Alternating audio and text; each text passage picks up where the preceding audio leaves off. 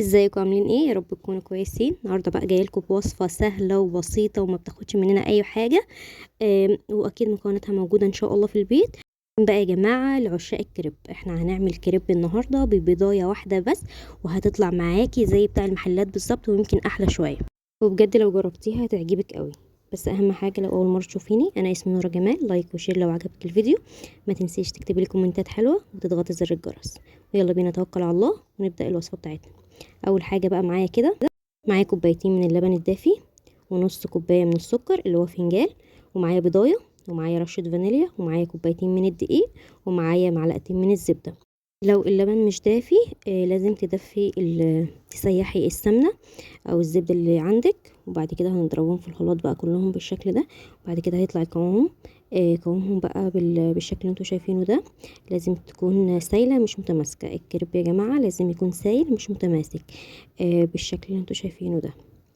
طبعا انا حطيت رشه ملح في الخلاط برضو بعد ما ضربتهم. وبعد كده بسخن الطاسه وبعد كده بحط شويه بشويه علشان ما تبقاش تقيله. انا مش عايزه سمكها تخين، انا عايزه سمكها رقيق، عشان انتوا عارفين الكريب لازم يبقى رقيق. هقلبه بقى بالشكل اللي انتوا شفتوه ده، وده هيبقى شكله. وبعد كده بعد دقيقه بالظبط هشيله من على النار. هحطه كمان واحده، واول ما يا جماعه ما تقب كده تطلع الفقاقيع اللي انتوا شايفينها دي كده، تعرفوا انها عايزه تتقلب، علشان ما تشيلوهاش قبل ما تستوي عشان ما تقطعش منكم. عملتها وقلبتها كمان اهي، بصوا واخده اللون الحلو ده. طبعا احنا مش بنسويها قوي على الجنبين، هي واحده بس، والجنب التاني بنسويها بس مش للدرجه اللي هي تبقى عاليه يعني فيها. بعد ما الكريب جاهز بقى معايا بسيبه بقى يبرد. بصوا يا جماعه طري وحلو ومفيهوش غلطه بجد، وطعمه بجد تحفه تحفه تحفه. تعمليه بقى لاطفالك، تعمليه تحبي تاكليه كده في اي وقت بدل ما تشتريه من بره. طبعا ده هيبقى احسن علشان انت ضمناه، انت اللي عاملاه في بيتك. عن الحاجه لما احنا بنبقى عاملينها في البيت بتبقى مضمونه 100% ان شاء الله. هجيب بقى الكريبايه كده، احنا هنعمل كريب رول يا جماعه. هحط فيه كده نوتيلا او شوكولاته ممكن تسيحيها. بعملها كده وبلفها رول بالشكل اللي انتوا شايفينه ده. بعد ما الفها بقطعها بقى بالسكينه،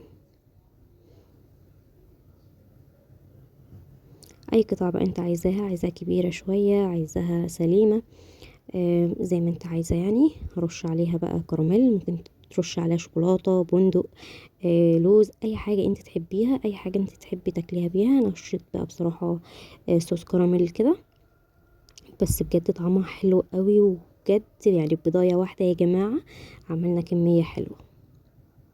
واحنا بقى داخلين على مدارس، وطبعا وصفات لازم تتعمل حاجات كتيره يعني. وبصراحة بدل ما تشتري من بره وبمبلغ وبحاجات غريبة كده، لا احنا هنعملوها بأقل التكاليف وبأقل حاجة ممكن نعملوها في البيت، وبجد طعمها خرافة تحفة بجد.